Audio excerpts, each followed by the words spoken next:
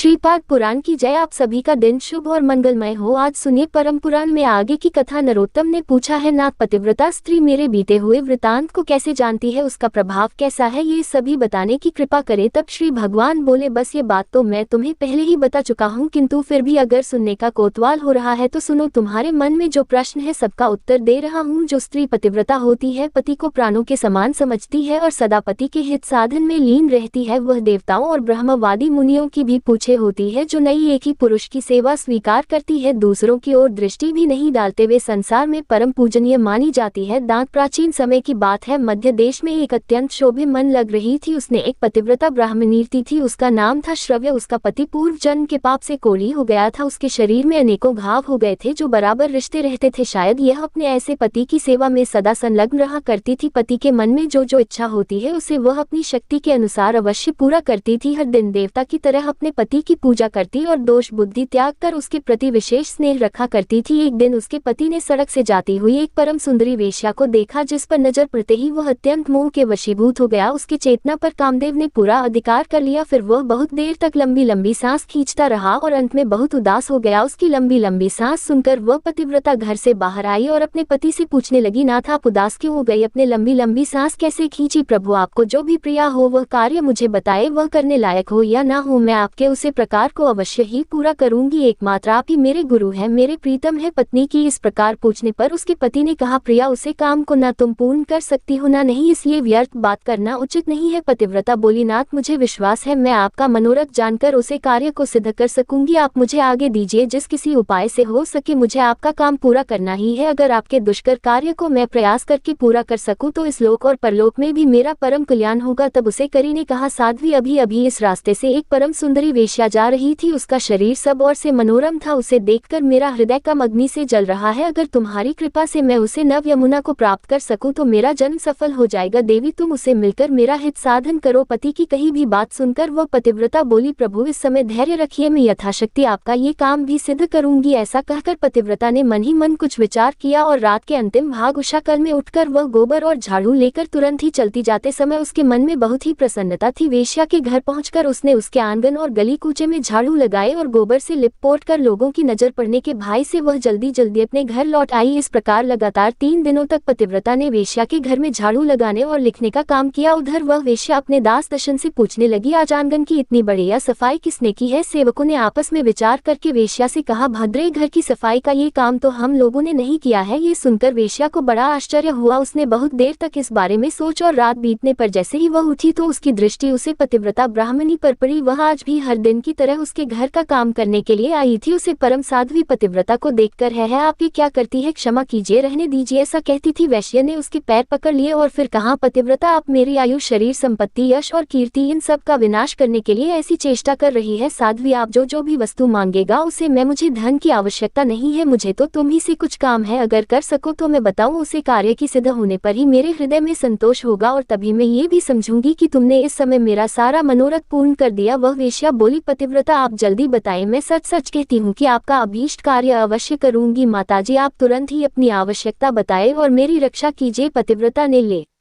जाते वह कार्य जो उसके पति को श्रेष्ठ और बड़ा प्रेम लगता था वह कह सुनाया। उसे सुनकर वेश्या एक क्षण तक अपने कर्तव्य और उसके पति की पीड़ा पर कुछ विचार करती रही। दुर्गंध युक्त कोढ़ी मनुष्य के साथ संसर्ग करने की बात सोचकर उसके मन में बड़ा दुख, बड़ी गिलानी हुई। फिर वह पतिव्रता से इस प्रकार कहने लगी, देवी, अगर आपके पति मेरे घर पर आए तो मैं एक दिन उनकी इच्छा पूर्ण करूंगी। पतिव्रता ने कहा, सुंदरी, तब तुम्हें, और जब वह अपनी अभीष्ट वस्तु का उपभोग करके संतुष्ट हो जाएंगे तब फिर से उन्हें अपने घर ले जाऊंगी। वेश्या बोली, माँ, भेजब तुम जल्दी ही अपने घर को, जो तुम्हारे पति आज आधी रात के समय मेरे महल में आ जाए। ये सुनकर वह पतिव्रता स्त्री अपने घर चली आई। वहां पहुंचकर उसने अपने पति से कहा, प्रभु, आपका काम सफल हो गया, आज ही रात में आपको उसके घर जाना है। करीब ब्राह्मण बोला, देवी, मैं कैसे उसके घर जाऊंगा? मुझे तो चला तक नहीं जाता, फिर मेरा वह काम कैसे पूरा होगा? पतिव्रता बोली, प्राणनाथ, मैं आपको अपनी पीठ पर बिठाकर उसके घर पहुंचाऊंगी और आपका काम पूरा हो जाने पर फिर उसी रास्ते से लौट भी लाऊंगी। ब्राह्मण ने कहा, कल्याणी, तुम्हारे करने से ही मेरा सब काम सिद्ध होगा, इस समय तुमने जो काम किया है वह दूसरी स्त्रियों के लिए अत्यंत दुष्कर है। श्री भगवान कहते हैं उसे नगर में किसी धानी के घर से चोरों ने बहुत साधन चुरा लिया। ये बात जब राजा के कानों में पड़ी तब उन्होंने रात में घूमने वाले समस्त गुप्तचर को बुलाया और क्रोधित होकर कहा, अगर तुम्हें जीवित रहने की इच्छा है तो आज चोर को पकड़कर मेरे हवाले करो। राजा की यह आज्ञा पाकर सभी गुप्तचर व्याकुल हो गए और चोर को पकड़ने की इच्छा से चल पड़े। उसे नगर के पास ही घना जंगल था जहाँ एक वृक्ष के नीचे माँ तेजस्वी मुनि व मानवी समाधि में नींद थे। वे योगों में प्रधान महर्षि अग्नि के समान गद्दे विमान हो रही थी। ब्रह्मा जी के समान तेजस्वी उन महामुनि को देखकर दुष्ट गुप्तचरों ने आपस में कहा, यही चोर है, ये दूध अद्भुत रूप बनाए जंगल में रहा करता है। ऐसा कहकर उन पपिया ने मुनिश्रेष्ठ मंडल को बांध लिया, किंतु उन कठोर स्वभाव वाले मनुष्यों से ना तो उन्होंने कुछ कहा और नहीं उनके देखा। जब गुप्तचर उन्हें बांधकर राजा के पास ले गए तो राजा ने कहा, आज मुझे कर मिला है, तुम लोग इसे नगर के निकटवर्ती प्रवेश द्वार के मार्ग पर ले जाओ और कर के लिए जो नियत दंड है वह इसे दो। उन्होंने मानवीय मुनि को वहां ले जाकर मार्ग में गड्ढे हुए शू पर रख दिया। वह शुल्क मुनि के गुदा द्वार से प्रविष्ट होकर मस्तक के पार हो गया, उनका सारा शरीर से बीत गया। इसी बीच में आधी रात के घोर अंधकार में जबकि आकाश में काली घटाएं छाई हुई थी, वह पतिव्रता ब्राह्मणी अपने पति को पीठ पर बिठाकर इस वेश्या के घर जा रही थी। वह मुनि के निकट से होकर निकली, अतः उसकी ही का शरीर मानवीय मुनि के शरीर से छू गया। कोटि के संसर्ग से उनके समाधि बंद हो गई। मैं क्रोधित होकर बोले, जिसने इस समय मुझे गाढ़ वेदना का अनुभव करने वाली कष्ट में अवस्था में पहुंचा दिया, वह सूर्योदय होते होते भस्म हो जाए। वह करी पृथ्वी पर कृपा, जिसके बदले में वह पतिव्रता भी कहने लगी, आज से 3 दिनों तक सूर्य का उदय ही ना हो। ऐसा कहकर वह अपने पति को घर ले गई और एक सुंदर शैया पर सलकर स्वयं उसे थाम कर बैठी रही। उधर मनीष श्रेष्ठ मंडल भी उसे करी को शाप देकर अपने अभीष्ट स्थान को चले गए। संसार में 3 दिनों के समय तक सूर्य का उदय होना रुक गया। चराचर प्राणियों सहित संपूर्ण त्रिलोकी व्यथित हो गई। ये देखकर सभी देवता इंद्र को आगे करके ब्रह्मा जी के पास गए और सूर्योदय ना होने का समाचार बताते हुए बोले, भगवान, सूर्य के उदय ना होने का क्या कारण है, ये हमारी समझ में नहीं आता। इस समय आपको जो चित्र लगे वह कीजिए। उनकी बात सुनकर ब्रह्मा जी ने पतिव्रता ब्राह्मणी और मानवी मुनि का भी सारा वृतांत उन्हें क्या सुनाया। इसके बाद देवता विमान पर अरुण होकर प्रजापति को आगे करके सीकरी पृथ्वी पर उसे कोढ़ी ब्राह्मण के घर के पास गए। उनके विमान की क्रांति और मुनियों के तेज से पतिव्रता के घर के भीतर सैकड़ों सूर्य का प्रकाश छा गया। उसी समय हंस के समान तेजस्वी विमान द्वारा आए हुए देवताओं को उसे पतिव्रता ने देखा। वह अपने पति के समीप लेटी हुई थी। ब्रह्मा जी ने उसे संबोधित करके कहा, माता, संपूर्ण देवताओं, ब्राह्मण और 2 आदि प्राणियों की जिससे मृत्यु होने की संभावना है, ऐसा दुष्कर कर्म तुम्हें क्यों पसंद आया। सूर्योदय के विरुद्ध जो तुम्हारा क्रोध है उसे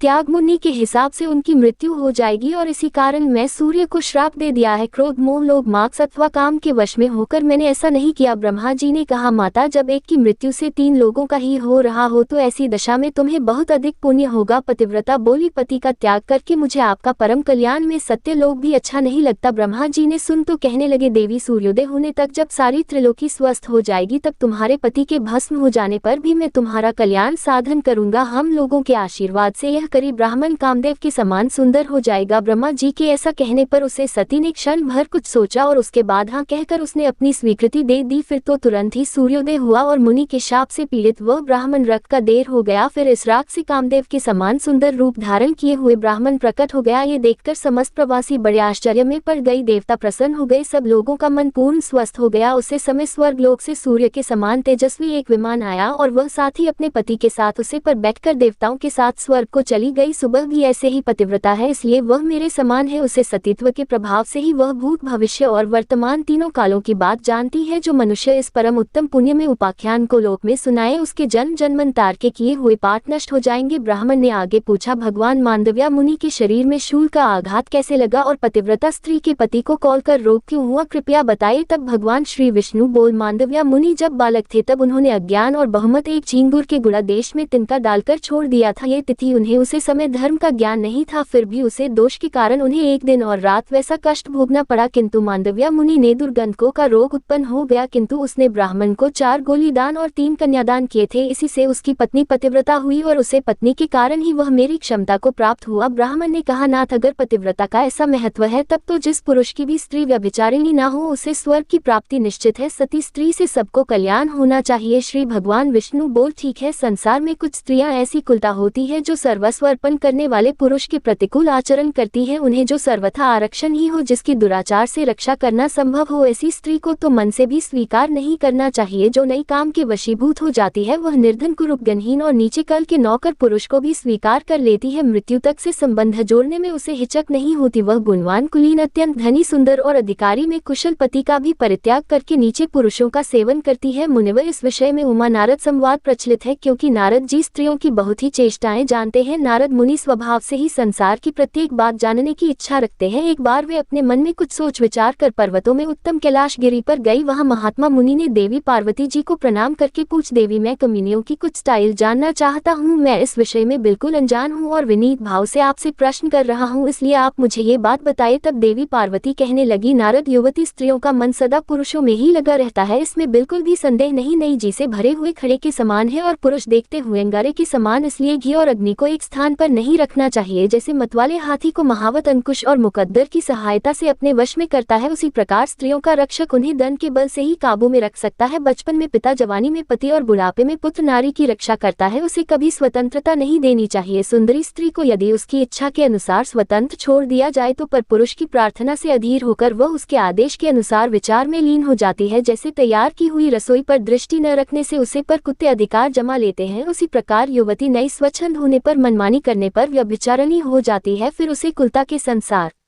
के संस्थापक कौन दूषित हो जाता है। पराई बी से उत्पन्न होने वाला मनुष्य शंकर कहलाता है। सदाचारिणी स्त्री पितृकल और पतिकल दोनों कुलों का सम्मान बढ़ती थी, उन्हें कायम रखती है। साध्वी नारी अपने कल का उद्धार करती और दुराचारिणी उसे नर्क में गिरती है। कहते हैं संसार में स्त्री के ही अधीन स्वर्ग, कल, कलंक, यश, अपयश, पुत्र, पुत्री और मित्र आदि की स्थिति है। इसलिए विद्वान पुरुष संतान की इच्छा से विवाह करे। जो पापी पुरुष मोहसिन साध्वी स्त्री को दूषित करके छोड़ देता है वह उसे स्त्री की हत्या का पाप भोगता हुआ नरक में गिरता है। जो पराई स्त्री के साथ बलात्कार करता अथवा उसे धन का लालच देकर फंसता है वह इस संसार में स्त्री हत्यारा कहलाता है और करने के बाद घोर नरक में पड़ता है। पराई स्त्री का अपहरण करके मनुष्य चांडाल कल में जन्म लेता है। इसी प्रकार पति के साथ वंचना करने वाली व्यापारी ने स्त्री बहुत लंबे समय तक नरक ढक कर कौवे की योनि में जन्म लेती है और उचित और दुर्गंध युक्त पदार्थ खा खा कर अपना जीवन बिताती है। इसके बाद मनुष्य योनि में जन्म लेकर विधवा होती है। जो माता, गुरु, पत्नी, ब्राह्मणी, राजा की रानी के दूसरी किसी प्रभु पत्नी के साथ समागम करता है वह अक्षय नरक में गिरता है। बहन, भांजे की स्त्री, बेटी, बेटे की बहू, चाचा, मामी हुआ तथा मौसी आई अन्य स्त्रियों के साथ समागम करने पर भी कभी नरक से उधर नहीं होता। यही नहीं, उसे ब्रह्म हत्या का पाप भी लगता है और वह अंधा, गूंगा और बड़ा होकर निरंतर नीचे गिरता जाता है। उसे अध्यपतन से उसका कभी बचाव नहीं हो सकता। ब्राह्मण ने कहा, भगवान, यदि आपका मुझ पर अनुग्रह है तो कन्यादान के फल का भी वर्णन कीजिए। कल मिलता है उसे भी सुनो। जो मनुष्य आभूषणों से युक्त कन्या का दान करता है उसके द्वारा पर्वत, वन और कानों सहित संपूर्ण पृथ्वी का दान हो जाता है। जो पिता कन्या का शुल्क लेकर खाता है वह घोर नरक में जाता है। जो मूर्ख अपनी पुत्री को बेच देता है उसका कभी भी नरक से उधर नहीं होता। जो लोग वर्ष आरोग्य पुरुष को कन्यादान देता है वह गौरव नरक में पड़कर अंत में चांडाल होता है। इसी से विद्वान पुरुष दामाद से शुल्क लेने का कभी विचार भी मन नहीं लेट अपनी ओर से दामाद को जो कुछ भी दिया जाता है वह अक्षय हो जाता है। पृथ्वी, गांव, सोना, धन, धन और वस्त्र आदि जो कुछ दामाद को उपहार के रूप में दिया जाता है वह सब अक्षय फल का देने वाला होता है। जैसे कटी हुई डोर खड़े के साथ स्वयं भी कुएं में डूब जाती है, उसी प्रकार यदि दाता संकल्प किए हुए दान को भूल जाता है और दान लेने वाला पुरुष फिर उसे याद देकर मानता नहीं तो वे दोनों नरक में पड़ते हैं। सात्विक पुरुष को उचित है कि वह जय माता को दहेज में देने के लिए निश्चित की हुई सभी वस्तुएं अवश्य डाले। न देने पर पहले तो वह नरक में जाता है, फिर प्रतिग्रह लेने वाले के दास के रूप में जन्म लेता है। जो बहुत खाता हो, अधिक दूर रहता हो, अत्यधिक धनवान हो, जिसमें अधिक दूसरा हो, जिसका कुल उत्तम ना हो और जो मूर्ख हो, इन 6 मनुष्य को कभी भी अपनी कन्या नहीं देनी चाहिए। इसी प्रकार अतिव्रत, अत्यंत दिन रोगी, आति पास रहने वाले, अत्यंत क्रोधी और असंतुष्ट इन 6 व्यक्तियों को भी कन्यादान नहीं करना चाहिए। इन्हें कन्या देकर मनुष्य नरक में पड़ता है। धन के लोग से इस सम्मान मिलने की आशा से जो कन्या देता क्या एक कन्या दिखाकर दूसरी कन्या से विवाह कर देता है वह भी नरक में जाता है। जो प्रतिदिन इस परम उत्तम पुण्य में उपाख्यान को सुनता है उसके जन्म जन्मांतर के पास नष्ट हो जाते हैं। हरे कृष्णा। आज के अध्याय में बस इतना ही। उम्मीद है ये कथा आपको पसंद आई होगी। इसके आगे का वृतांत आप सभी अगले अध्याय में